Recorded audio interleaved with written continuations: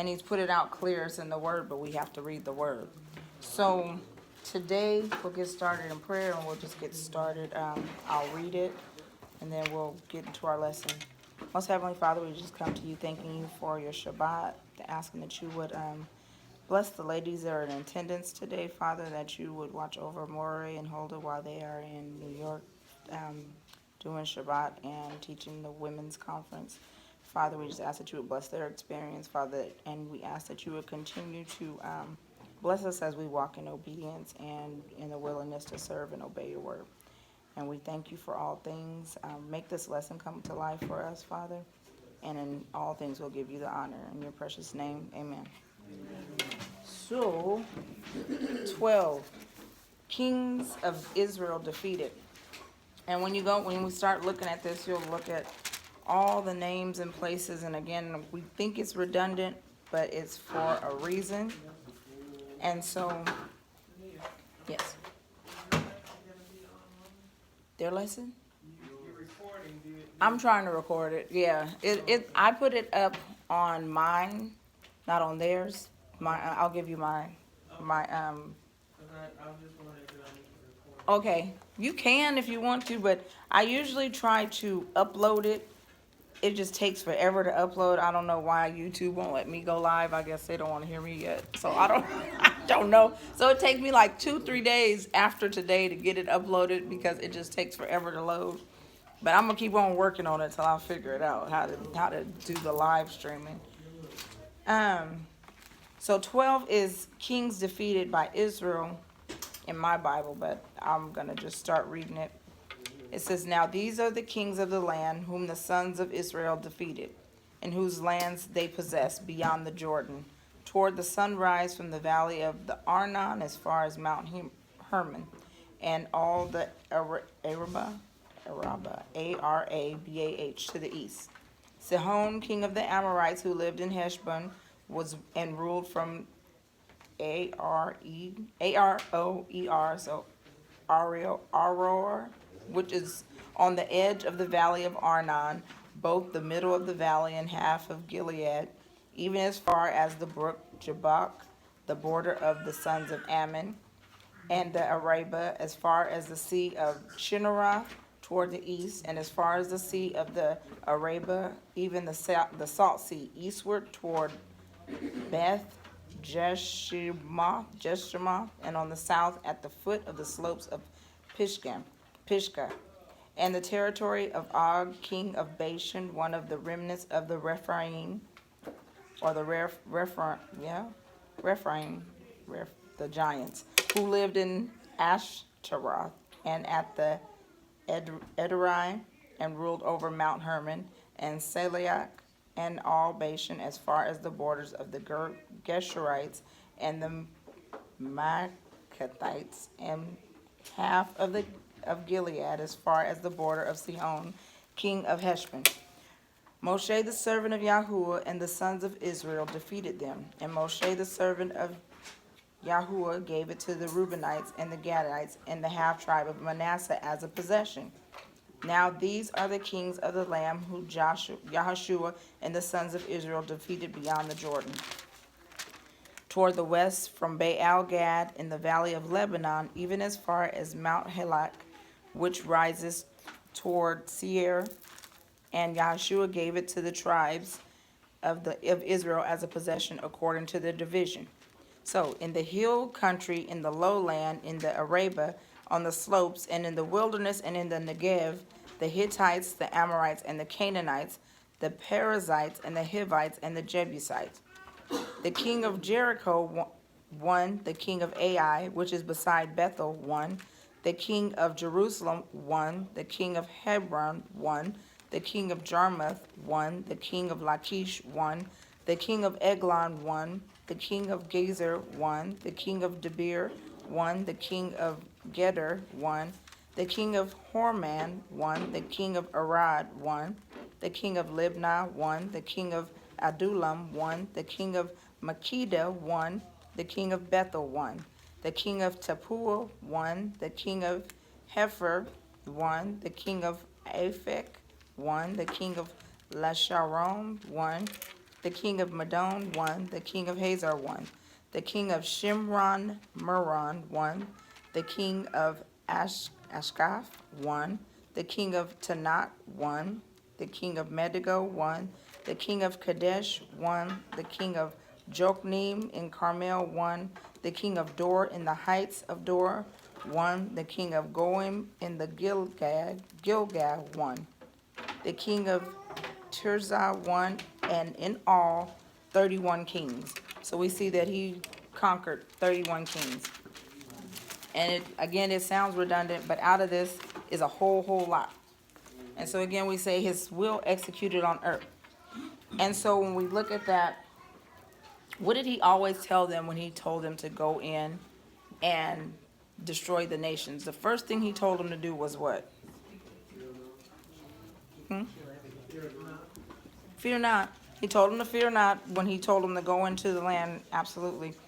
But the first thing he told them to do was to go in and tear down their altars, destroy their altars, their high places, destroy the places of worship. And we see that's his will executed on earth, is first of all to turn his focus back to him. So what happens when you have more than one Elohim? Your attention is somewhere else. You can't pay attention when you serving another king, or when your thoughts are somewhere else, or when you're worshiping somewhere else. So the first thing you do, we're gonna go and wipe that out, because I don't want any distractions in the land for my children, or the children the children of Israel, when I'm bringing that. So the first thing I want you to do is tear down their altars, and we have a reference there, Deuteronomy 12. So in executing his will on earth, the first thing he wants to focus worship back on him. And his will on earth is, you'll see that in Matthew 6:10 with the model prayer. And then Isaiah 24, verses 20 through 23. And even when you look at the design in the wilderness, you see him bringing everyone back to a covenant. I don't know if anyone has ever taken a time to draw out what the design of the temple was, or how the camp was set up. But when you think of how the camp was set up, you had a east gate, you have a north gate, you have a south gate, and you have a west gate. And in the middle is the tabernacle. And if you were, at that time, if you could look up, you could look down from in the Shemaim, you would see, what would it look like to you? What is a tav? The tav is marked, sign, covenant, right? But you have the east gate, you have the west gate, you have the north gate, you have the south gate. That's a tav. That's a mark. So whenever he looked down, he would see his covenant, if they set up the camp according to how they were supposed to, right? But if you were disobedient, then you didn't. So right in the middle of that tav, or the mark, the sign, the covenant is that temple. So his will executed on earth is first to put his covenant within his people.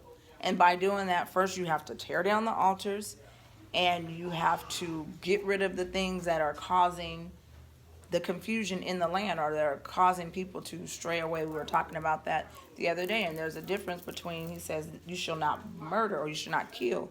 So what is murder? Taking someone's life.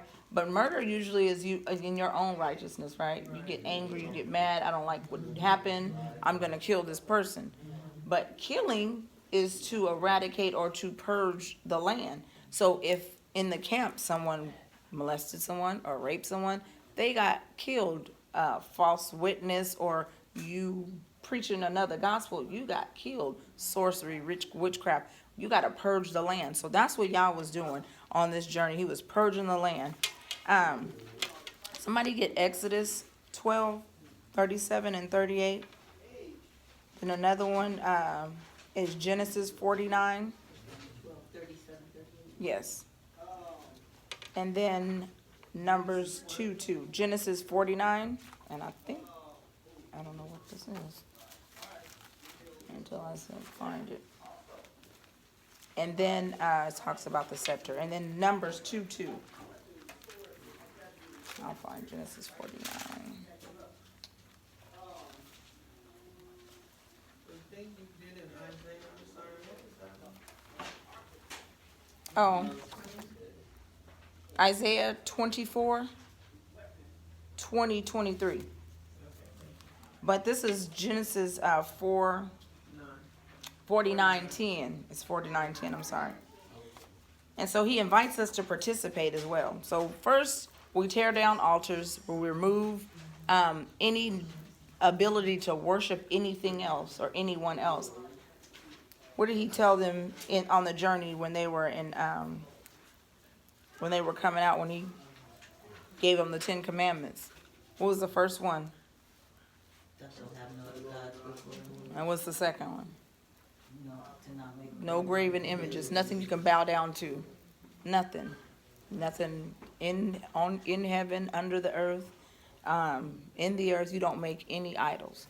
So that was why you were to tear down the altars. You go in, I don't even want you to be tempted to do so. And then Genesis 49:10 says, and the scepter shall not depart from Judah, nor the ruler's staff from between his feet, until Shiloh comes, and to him shall be the obedience of the peoples.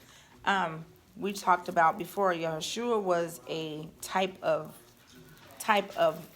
Messiah or Hamashiach, or a theophany. He acted as just like Joseph did. Joseph saved his people from famine, and he kept them within obeying the laws, the statutes, and the commandments. The same thing with Yahushua.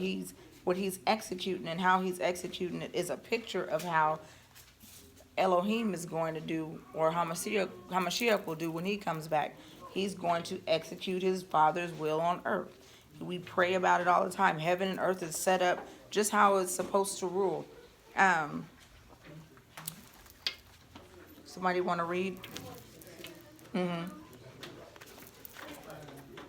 the children of Israel departed from Ramses to Succoth, about 600,000 men on foot, besides the little ones, and a mixed multitude went up and with them too. Also flocks and herds, very much livestock. That was it. Okay. That was 37, 38. I don't know where that came from. So they journeyed. So he invites us to participate. So he invites us to journey with him. And he invites us to rule with him. As I read in Genesis 10, the scepter would not depart. So the scepter of Jacob was the third son. Jacob, and then the third son was Judah, was Jacob's son. So he invites us to participate with him in his will on earth. So we journey with him. He took us out of bondage. So he invites us to journey on, to go on a journey with him. And then somebody read Numbers 2:2. Every man and the children of Israel shall pitch by his own standard with the inside of their father's house. Far off about the tabernacle of the congregation shall be pitched. He invites us to tabernacle with him as well. So when he invites us to his will on earth, is for us to journey with him, to rule with him, because he appoints leaders and rulers within his tribes, and then he invites us to also tabernacle with him, or to pitch. Or in my Bible it says and they went from Mizraim to Succoth. So he invites us to tabernacle. That's why that is one of our traveling feasts. That's why we're supposed to keep it. We're supposed to do. If we are followers of the Most High, we do what he says do. We had that conversation the other day with a family member, and we were talking about just, again, diet. And people, again, have this real strange relationship with food. They really do. It's something. They connect. It does connect you, though. It connects family. You tell somebody, hey, I cook, y'all come over. People come over and they fellowship. So you fellowship with it. And the first thing you say is, when you start talking about dietary laws and you talk about pork or talk about food or abominations, and they like, well, I can eat this, but I can't stop eating pork. And I said, okay. Not even if it offends the Most High. It's like, well, show me where it does. Okay, I'll take you to Isaiah 66 and to a few places where I talked about the abominable things and what's an abomination to him. And then they were like, well, my pastor, I said, but no, you said you love the Lord, you love the Word, and you love Hamashiach, or Christ, as you call him. So why don't you do what he says do? And why is there this strange apprehension about doing what he said do? You don't follow him. If I don't do what you do, then I'm not participating or following you. So that brings us to point 2, where he subdues kings and kingdoms. It says, the train of his robe fills the temple. I'm sorry. I went way, way, way ahead because I have some more notes for you guys. So, tearing down the altars, I'm going to give you references to it. Deuteronomy 12:3, Exodus 34:13, and in Gideon 6:25 and 32. Judges, Gideon. Deuteronomy 12:3, Exodus 34:13, and Gideon 6:25 through 32. He told them to tear down the altars because we talked about that. You will have no other Elohim besides him. Exodus 20:1 through 17. Yes. What's the last time you said Gideon? judges. Oh, I'm sorry, it's Judges. I'm sorry, Judges. I'm talking about Gideon. It's Judges. Thank you. I'm like, well, Gideon don't have a book. Judges. I'm sorry. Go back to the front, I'm like, I didn't. Tricked ya. 25 through 32. Just wanted to make sure you guys were paying attention. Judges. Yeah, I was talking about Gideon though, but Judges. Judges 6:25 through 32. No other Elohim, Exodus 20:1 through 17, and then Exodus 31:18. And you would have no other Elohim before me. That's the first one. And second one was no image. You shall not bow down to any images. And that's Exodus 12:1 through 12. And also him inviting us to participate. You can see him talking about participating with him, where you keep yourself from, where he invites us to participate is Matthew 6:24, and that's the model prayer. When we pray that prayer, that is the model for how we're supposed to pray. It's not to pray these exact words, although we have adopted doing so, but that is the model for praying. You first you adore him, or adoration, confession, thanksgiving, and then you ask for supplications. This is how you pray, but you don't have to pray that prayer. He says, Father, teach us to pray. That was the model for how to pray. We've become redundant in just saying that, but we're not asking or adoring him. We're supposed to learn scriptures so that we can sing song to Yah in Psalms. That's where you go and you tell him he's mighty, his right hand is righteous, and he upholds you, and he is a strong tower. But if you don't know you don't know how to pray, because we don't read the word.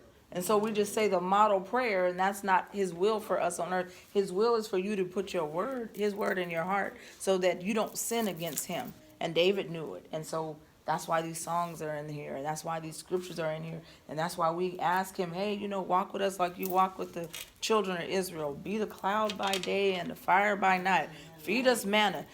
I can't pray those things because we don't know these things. So that's why law and getting back to understanding how he set it up is so important. So the whole thing with him telling us how many kings he conquered, we'll get to that part in a minute too. It's you'll see how he told them to not make idols. He said, keep yourself from idols, and that's 1 John 5:21. And then he told them in Exodus, he said, no, cry for your idols to help you. When your collection, your idols, see if they'll save you. Since you guys want to be disobedient, Exodus 23:3-4. When he tells them, okay, y'all going to do it anyway, y'all going to build idols, cry out to those idols and see if they'll help you.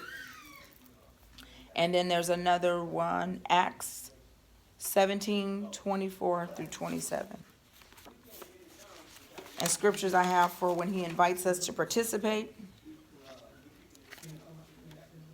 How we participate is first, how do you participate in Yah's execution on earth? His executing his will. First is obedient, a willingness to do it. And that's good. So seek first the kingdom and its righteousness. Matthew again, 6:33. Deuteronomy 10:12. Acts 6:33. No, Matthew 6:33. Deuteronomy 10:12 through 13 says, fear him.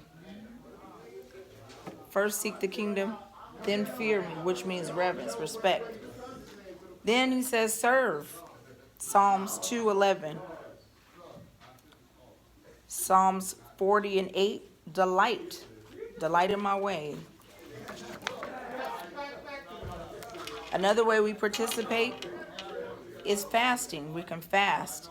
Isaiah 58:6 through 11. And it tells you what fasting does. It's how we participate. Fasting breaks bonds, loosens the enemy's hold on people, opens up Yah's ears to yours as well to hear. It looses bonds. Matthew 5:14 through 16. He invites us to be a light. That's why he sets us apart. That's why we don't do the things that other nations do. That's why we don't do, people say, oh no, we just do the holidays, but we do it in a different way. And we say it's for Hamashiach, or we say it's about him. No, you're not a light when you're still blending in. You just, in that little gray area. He invites us and he tells us to be a light. He tells us to deny ourselves. Matthew 16:24 through 27. That's another way we participate. Matthew 20:26 through 28. He asks us if we desire to be great. If you desire to be great, he asks us to do something too. He'll make you great, but you have to seek the kingdom and then deny yourself. Matthew 25:31 through 40. He says to do this until the Son of Man comes, because then we'll get to reign with him. And then Revelations 14:12 through 13. He says, keep the commandments and your works will follow you. After you're done and resting from your labor, your works will follow you. And then Revelations 22:12 through 14, he says, I'm coming with a reward. So as we participate, he'll reward you. And then as you're disobedient, you'll have your reward. You'll bring that one too for your disobedience. I was talking with someone today about that, and they was like, I understand death and I understand sin, but how, that's just mean that God says that it's a sin for certain things and death is an option. I said, no, if your parent tells you, don't open this door for nobody, I don't care if it's your sister, your brother. No, I said nobody. And I come home, and not only have you opened the door, but you done left. You in trouble. Probably not unto death, but death could happen if you leave out this house, because in the house you protected. So the same way with us, with Yah, the wages of sin is death, because in the life seed, in the seed, there is sin. First Adam sinned. So when all of us is sin, we're born sinners. And to pay the wages of what sin costs, what does sin cost? Sin costs somebody something. Sin costs heaven Hamashiach, because he had to come here and actually die. So sin, the wage of it is death. So the penalty, the only way you can redeem or pay for sin is death. The laws of the land. If you run a red light, it costs about $298. That's your wage. You got to pay for the transgression, right, of the law. So the law of the universe is, if you transgress my word, you have sinned. And even though you ask for forgiveness, your final payment is you got to shed this tent. You have to, because then you can't even appear before me with it, because it's corrupt. It's corruptible, and so it's corrupt. So he's not mean. It's just it's the order, and that's what it is. It's not mean that we have laws. We have laws in a land.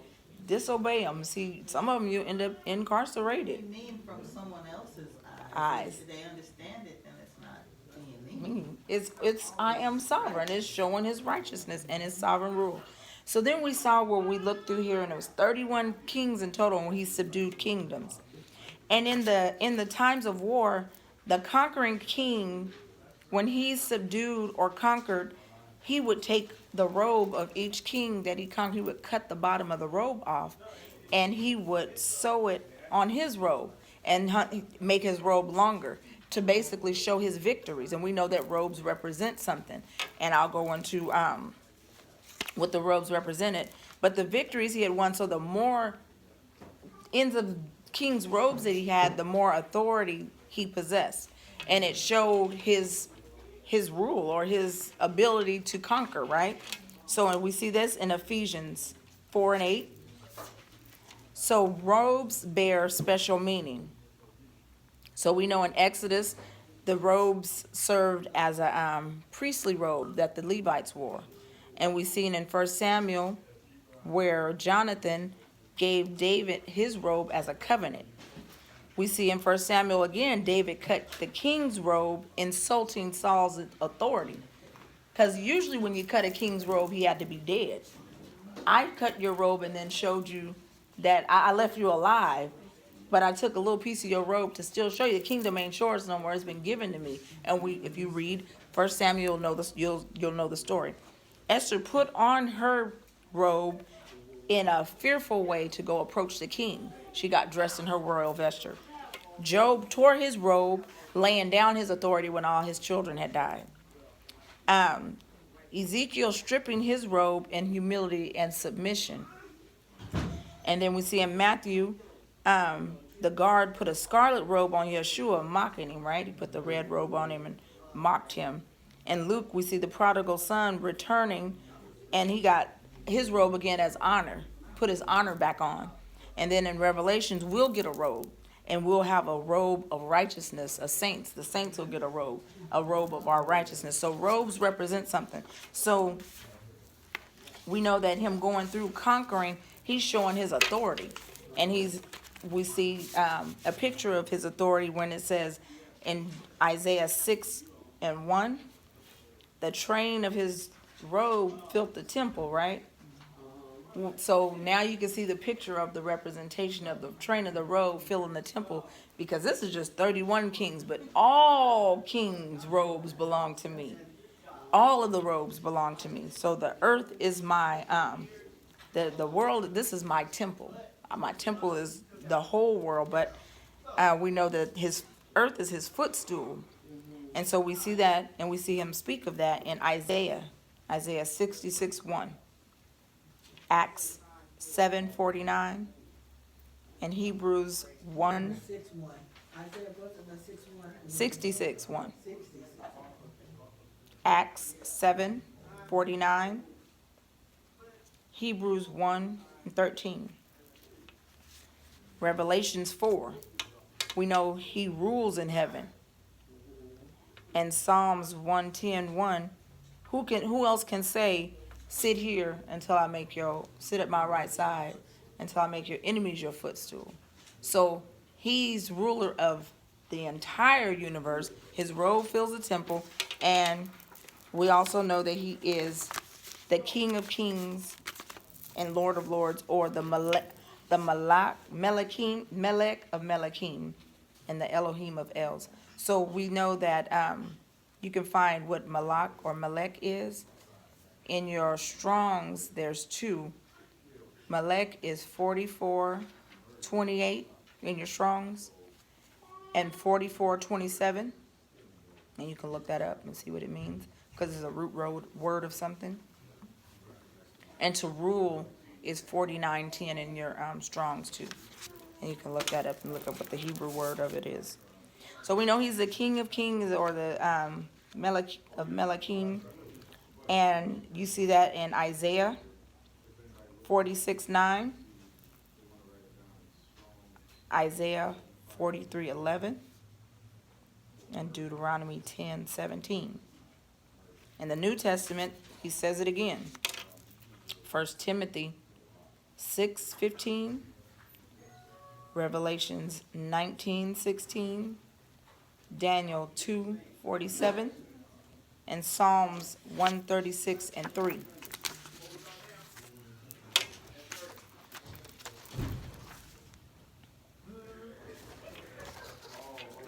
And in total, we're in point 3 now, 31 kings were conquered.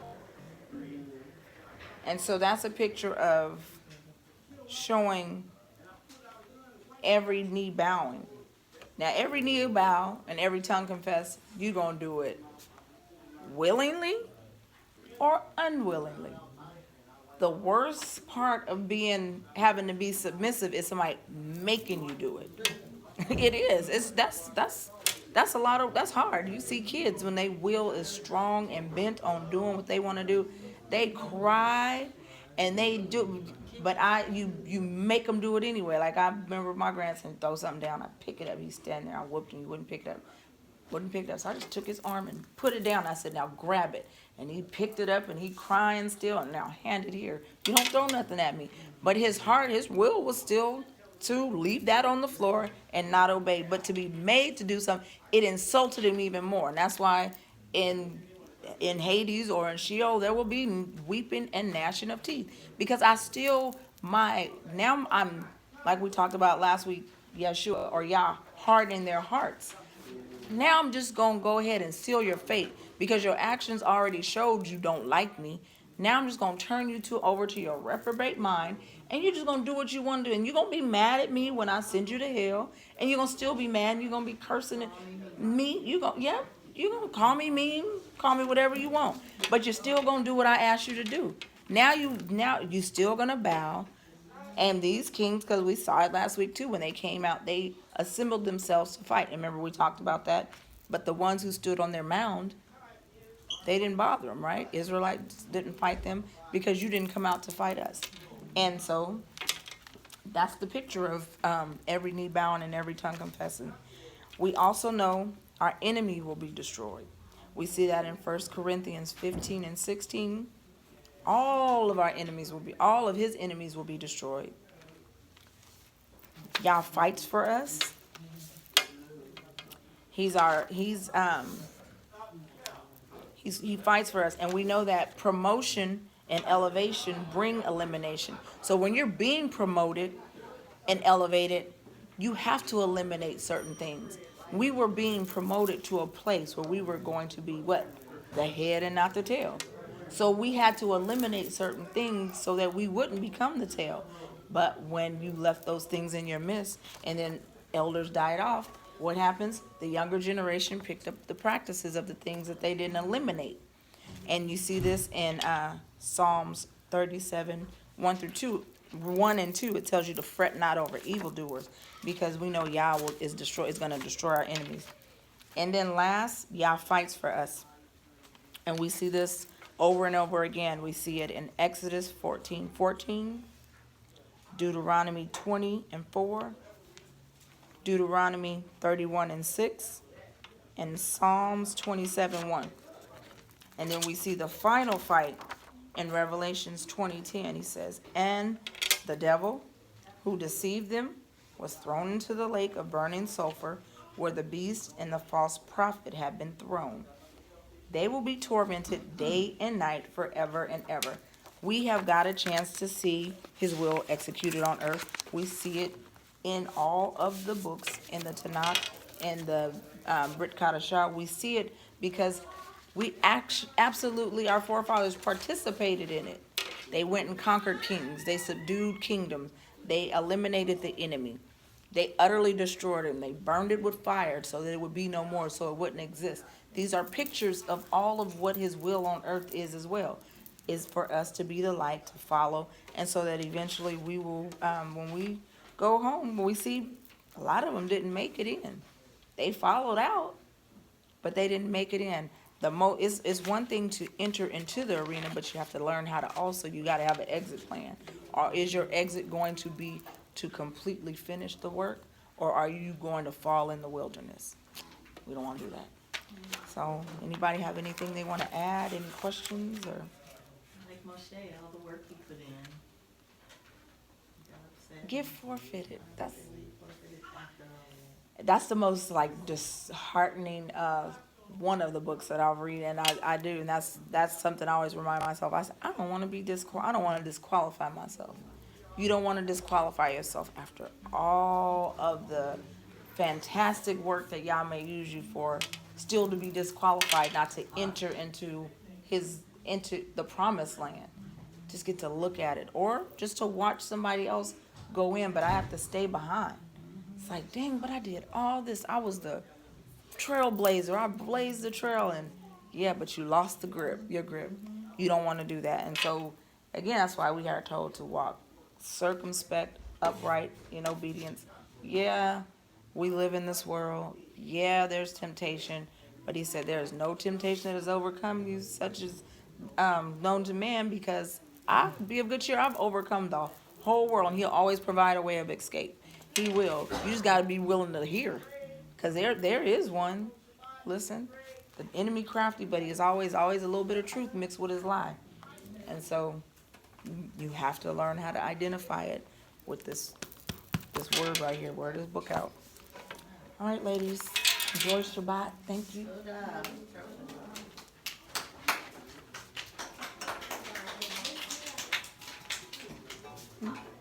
Oh, offering. We're gonna take up offering.